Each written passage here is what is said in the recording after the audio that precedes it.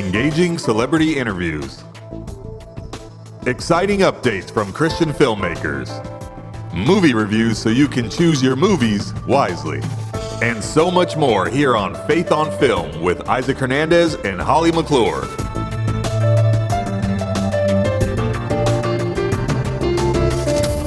Hello, everybody. Welcome to what I think could potentially be our last episode of this year. We're about to end the year, and I can't believe how fast it's gone by. But Holly, first of all, now let's talk a little bit about traditions maybe that we've had, because I know we're in the holidays now and we all have different kinds of different kinds of traditions. What was your tradition during these holiday days?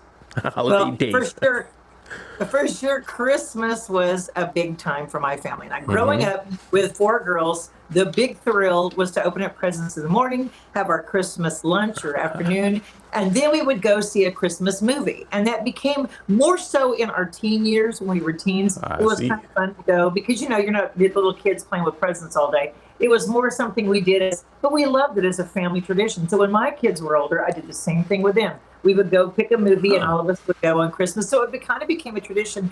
And I know a lot of families do. Now, whether it's Christmas Day, before, right after, you've got relatives in town. This is a big time for movies, for families to go see a movie together. What about you? Well, coming from a Latin family, we really celebrated the gift opening on Christmas Eve. So we'd be there. We'd all get together for dinner and after church, of course, because church was always a must on Christmas Eve. But we would get together. We'd open the presents and everything, and then of course it was difficult to go to sleep because now all the kids have, you know, we had our presents and we wanted to play, and it's 2:00 in the morning, and it just was it was chaotic. And finally, we would all go to sleep. Then the next day we would eat like crazy. Lots of tamales and stuff. We didn't go see movies, though. We did see movies at home, though. We would watch whatever movies were hot that day. But that was kind of our tradition. And then continue playing with whatever toys we had received that day. Well, we've got some excellent movies that are opening up for Christmas week that actually have opened but are going to be there for families to see. Starting off with MUFASA, The Lion King. Let's take a look at the trailer and talk about it after. All right. It's time. I'll tell you a story. A story of a cub, not much bigger than you. So just to be clear, we're not in this story? There's a lot of stories with all of us. Tell one of those. Long before they became legends, Mufasa and the prince who would come to be known as Scar became brothers. Hello, what's your name? Mufasa. I told you to wait for me. We can't just leave him here. Rules are rules, Tucker. The king will never accept a stray. I'm not a stray. I'm just lost.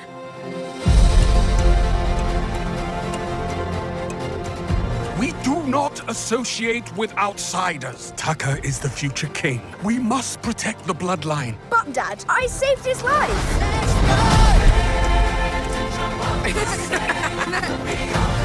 I have a secret, Mufasa. I always wanted a brother. I always wanted a brother. I always wanted a brother. Sometimes I get a scent. It's barely a trace on the wind. And it smells like home. And then it's gone. You and Tucker together, that is home. Now both of you go. Find your place in the circle of life. The circle is broken. There will be one Lion King. Mufasa, run!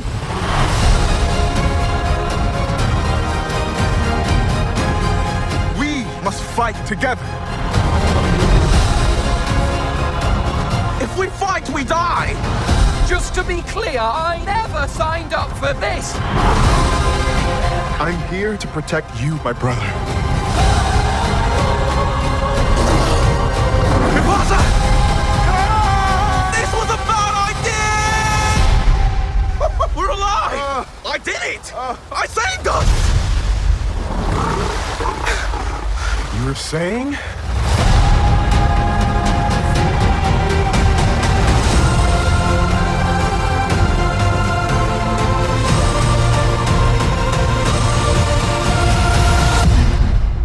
Well, I'll tell you, Holly, I've not seen the movie, but just seeing the trailer, I know I want to see the movie.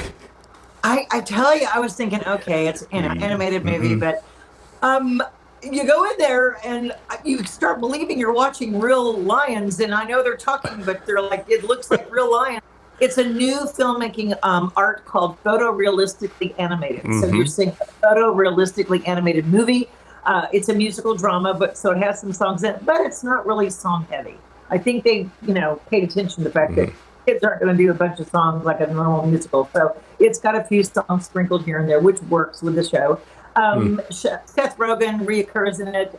Donald Glover, Aaron Pierce is a new character. Beyonce Knowles is in it again, and her daughter, Blue Ivy Carter. She's got a starring role. So it's mother-daughter, which is kind of unusual. James Earl Jones. He was the original voice of Mufasa, and of course he did that in 1994. And then he was able to see this movie and know they were doing it, but he died right before it came out. But they used his voice in the opening credits, so they gave it a little tribute to James Earl Jones as the original Mufasa. The story is, called Before They Were Enemies. It's Mufasa and Scar when they were friends. It's really how the relationship developed. So you're getting to know them, why there was a division, why they were against each other, why they fought as quote unquote brothers.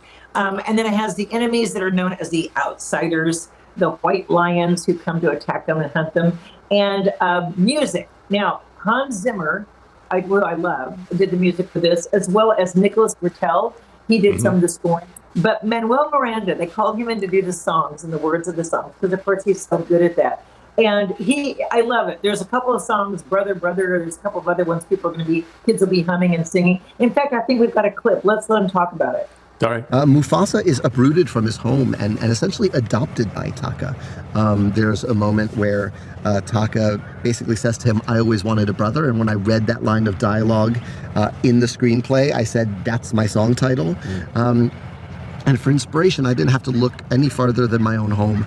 I have two boys who are 6 and 10 years old, who drive each other crazy, but would do anything for each other. And that spirit is what animates that song. The setting of Mufasa the Lion King comes out of this journey that Mufasa goes on. He's sort of like washed away from everything he knows, and we saw it as a great opportunity to chart this really wonderful path across the continent of Africa. And so what we wanted to do was cover and convey all these different landscapes, all these different cultures that Mufasa, Taka, Rafiki, Sarabi, and Zazu get to journey through. And to us, it was a really wonderful way of expanding the visual footprint, the visual landscape of The Lion King. I drew and have always drawn and continue to draw enormous amounts of inspiration from the beautiful artistry of James L. Jones. He is one of my greatest inspirations. He is one of my heroes. And for me, he is the top of the mountain.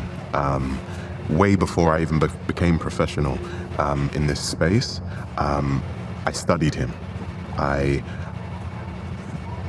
learned from him and was greatly inspired by him. And so far as in the context of Mufasa, James L. Jones' original and beautiful and unmatched portrayal, that was my guiding light, and really gave me direction and intention when embarking on this journey. Yeah. Now, we just heard from more than just the director and the guy talking about the music. We also heard from an actor there, didn't we? We did. The guy who plays Mufasa, Aaron Pierce. I love how he paid a tribute to James Earl Jones. I love how he said he drew his inspiration from Mufasa's voice. And so he still has that honor, and it brings in that Lion King feel and pays that tribute to that. That was wonderful, yeah. And he definitely has the voice, although it's still different. I mean, James Earl Jones just has such a unique voice. I don't think anybody will ever be able to really totally, copy it. But I noticed something. He was the mature Mufasa. He was the mature old Mufasa. I do notice something, though, and I want to ask you about this, because remember recently we did a little bit of a review on Wicked, and how Wicked, the story of Wicked kind of takes you back to the early days of the witches, when both witches, if you will, were good, and then what made one turn bad. This seems to be kind of a similar theme here, where we're going back to when the other lion, I forget his name, but was kind of good. They were friends. Mufasa and the other lion were friends, and then something happened. Is this like a trend that's going to be happening to movies? To be true, well, it is a trend, and I've been seeing it for a while. We've actually been seeing with other action movies and things like that. I think when Hollywood has what they call a tent movie with a tent pole, it's a big movie. That's what makes them money. They know if they release it, they're going to make good money. They don't have to worry about it, and it kind of covers all the bad movies that they make or that don't make money through the year. So, I mean, Lion King was a winner. They knew that. So, I think Disney especially is looking like, oh, how can we recover? And we can do something new and make something new that we know is going to sell and be a good ticket item. But yet, we're not investing. So I think it was one of those things where they know they can't go woke anymore. They know that. It's been proven to them, and they're already backtracking. In the things that they've done. They're already pulling things from their that they had ready to release that they've already pulled because it's woke and they're not doing it, and they're changing some of their venues. So I feel this was another attempt at going, okay, this is a safe. We know we can get in there. It'll appeal to all audiences, and they're wooing families back because they know they chased away a lot of families. Christian, non-Christian, they ruined it by turning families off to what they were doing. So I feel like this is one of those, how can we make something that's a popular theme and get them back? And with Wicked, that was just how do you make money off of the Wizard of Oz? You know what I mean? Okay, let's go before. I mean, that was clearly just a way to figure out how to do that as well. But yeah, it is kind of a trend we're seeing. Disney is definitely in trouble. I mean, not only in their wokeness in some of the movies that they've produced and that they've been producing and had planned to produce, which of course, like you said, they're pulling back now, but also in their TV network, ABC, man, they are in big trouble. So they're going to have to find a way to bring everybody back in because we're all leaving. Yes.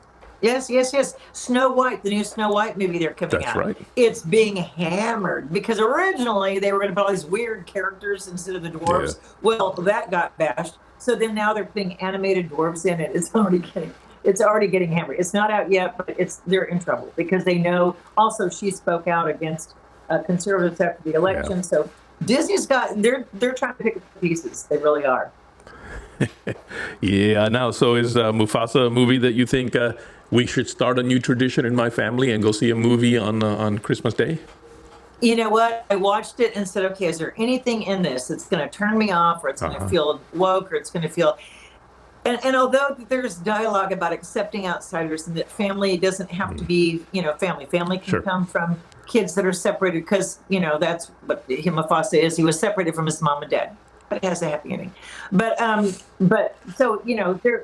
yes, I would say this is a safe movie. There's a couple of scenes where, the alligator is going to get him in the water, but they're saved. And then the white lions are attacking. And then, but there's nothing bloody or graphic for kids. It really is a PG-friendly movie. And I enjoyed it. I'm telling you, I watched the whole thing I was just enamored with the way that photorealistic, look is. So I liked it. And I think that it's going to be good for parents, with little ones and grandparents to take the kids to. Fantastic. Of course, that's not the only movie that's out right now. No. What else do we have? Well, Sonic Hedgehog 3. Yes, there's a third one. They just keep, expounding on that universe. As long as they have people that'll pay tickets to do it, they're going to do it. And now he's older. Now Sonic's a teen. So he's going through teen emotions and teen things. And Jim Carrey comes back. And who cannot love Jim Carrey? Yeah, of course. Let's take a look at the trailer and see what it's all about. Here we go. Showtime. What is this den of madness? Are you Detective Pikachu? He does look like a Pokemon. Pika Pika. Konichi, what? Get down.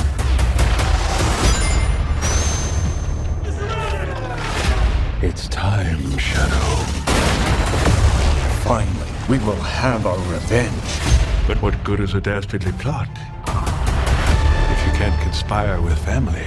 There's 2 Eggmen now? Double your villains, double your fun. Any last words? Nice magic marble, real scary. That actually is real scary. Trick shot.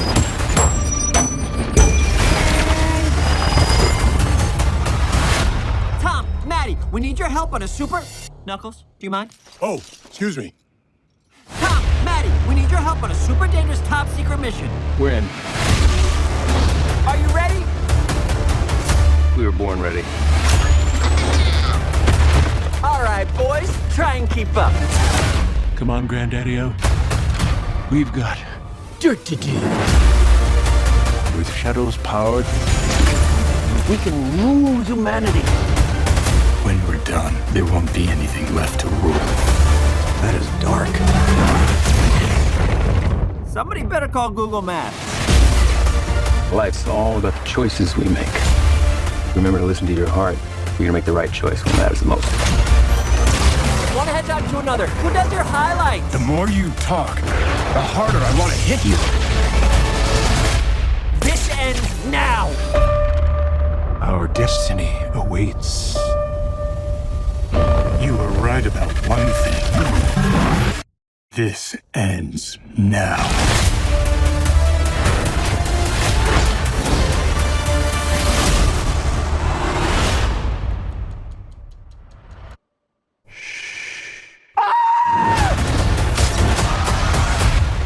Okay, Isaac, have you ever seen a Hedgehog movie, a Sonic Hedgehog movie?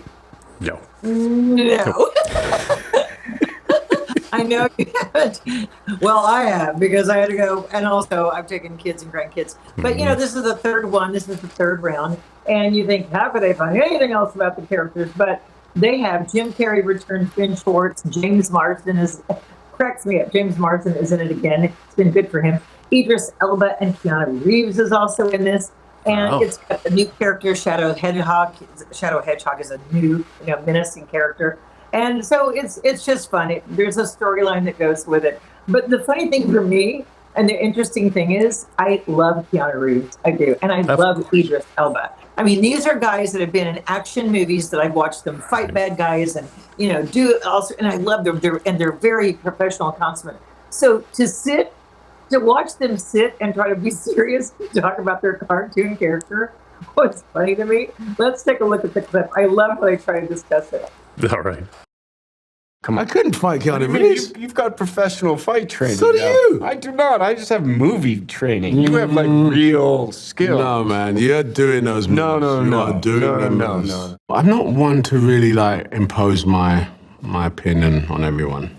Not always, unless I'm asked. And so I'm not like Knuckles in that sense. You know what I mean? He's sort of like, bro, this is what I think. Bro. But I am inquisitive, and I want to understand. Tell me what happened. Did you? And Knuckles is a bit like that. Sensitive. I'm very sensitive, and Shadow's very sensitive.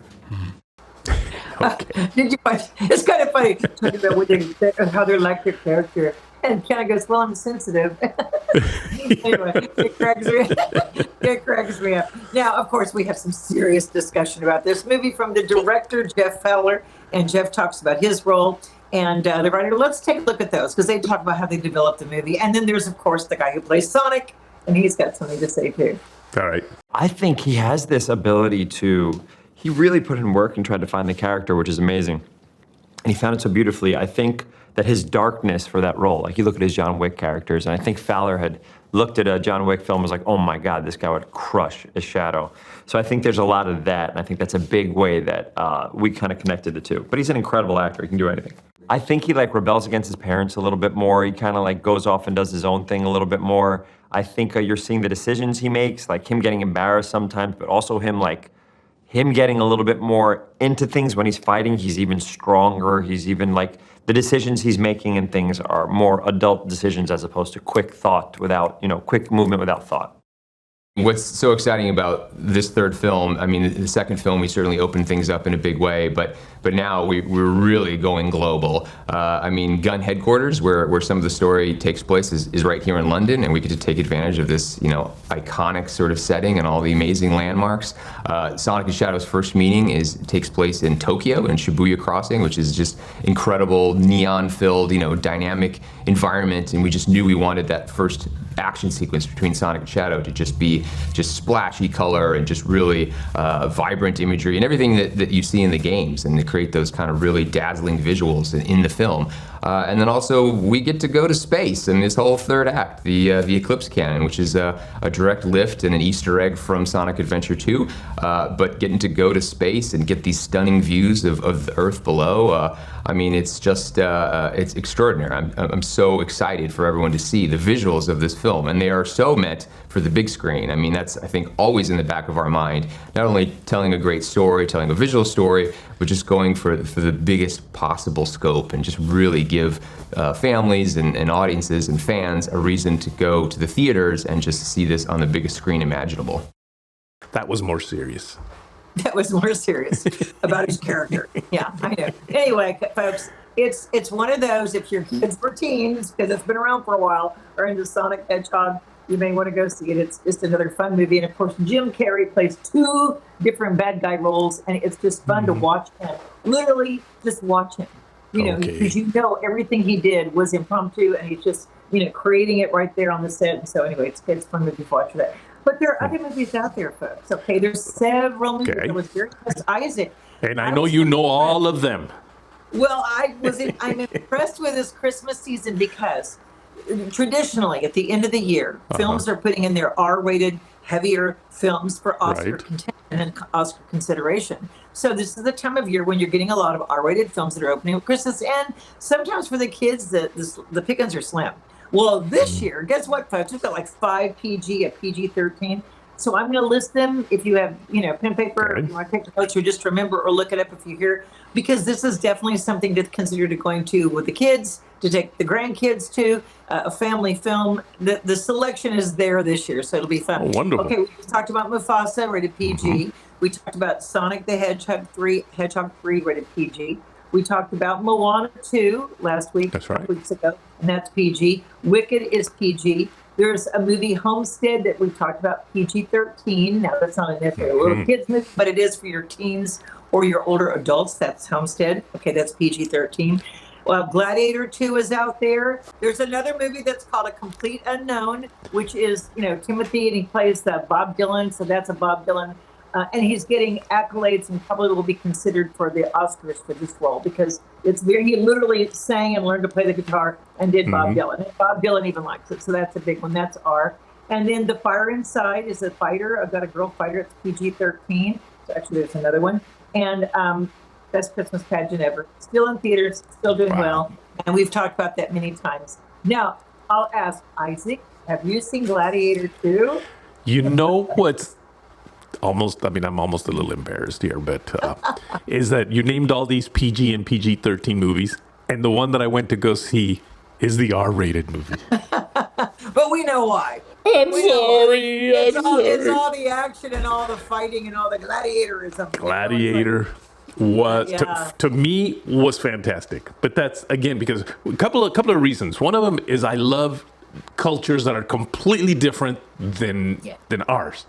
And of course, that whole Roman culture and all that just was it's totally different because I can tell you we don't go around fighting each other with swords anymore. But so I really enjoyed that. But just the whole political intrigue also that was there, and how the 2 kings that one put the other one against the other one. I mean, it was or not kings. What do you call the Caesars? The whatever. Yeah.